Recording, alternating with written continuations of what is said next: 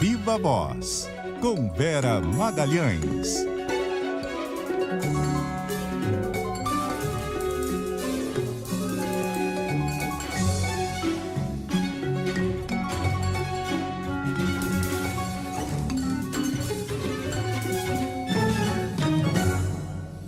Vera. Boa tarde, Sardenberg. Boa tarde, Cássia, ouvintes e todo mundo que nos assiste. Boa tarde, Vera. Bom, Vera, o ministro da Justiça, o ministro Dino, foi o primeiro a ir ao Congresso, né? Foi convidado, primeiro a ir ao Congresso e, enfim, primeiro embate entre o governo e os bolsonaristas. Quase que saiu briga, né? Quase que saiu briga, Sardenberg. O ministro se saiu bem na fala dele. Ele foi bastante aguerrido, foi preparado para aquele embate. Ele sabia que a sua audiência, que era para falar sobre o ato de 8 de janeiro, né, os atos terroristas de 8 de janeiro e as providências tomadas em razão daquilo e também da política de armas do governo, entre outros assuntos. Ele sabia que isso ia ser transformado pelos bolsonaristas num palco para um embate. E ele foi preparado para isso. Respondeu a todos que o confrontaram, confrontou de volta, inclusive quando questionado a respeito de dados ali apresentados pelo deputado André de Paula, de que ele seria processado, ele deu uma esculachada nele, dizendo que ele nem sabia consultar o Jus Brasil, porque aqueles dados que aparecem no Jus Brasil não dizem respeito a quem é alvo de processo, e sim quem é parte de alguma maneira em diferentes processos. Enfim, foi uma audiência longuíssima, de mais de 4 horas, com esse embate muito vívido.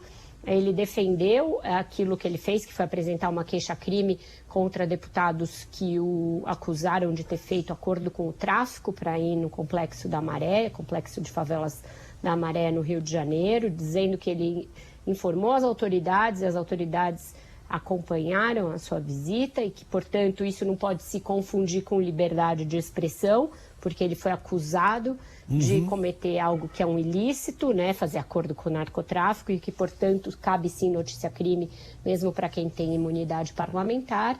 E aí a audiência transcorreu nesse tom. E por que eu destaquei isso, tanto na minha coluna quanto aqui no nosso comentário de hoje? Porque foi justamente isso que você falou, o primeiro embate direto da polarização dentro do parlamento, né? A gente já sabia que, dada a característica do Congresso que foi eleito em outubro do ano passado, com muitos expoentes aí de uma certa bancada midiática, dos dois lados, tanto a esquerda quanto a direita, esses embates iam ser muito comuns. Como o plenário mal começou, dada essa paralisia aí das medidas provisórias, as comissões vão ser o palco inicial desses embates. E aí a CCJ abriu uma fileira que vai ter muitos ministros convocados, porque o bolsonarismo escolheu essa estratégia, né?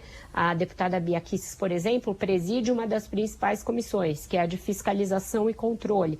E ela já está usando a Comissão de Fiscalização e Controle para convocar, aí sim convocar, né? Fazer com que vão compulsoriamente, convocar à Câmara vários ministros do Lula para expô-los a esse tipo de corredor polonês, que na verdade foi o que aconteceu ontem. Tentaram colocar o Dino no corredor polonês e ele não se deixou colocar no corredor polonês. E tudo isso acontecendo, né, Vera, num momento em que tem tanta coisa a ser feita e a ser avaliada no Congresso. Inclusive, a gente está no momento aí de impasse no Congresso Nacional, como a gente vem falando nas últimas semanas, a partir do desentendimento dos presidentes das duas casas sobre qual deve ser o rito das medidas provisórias, né?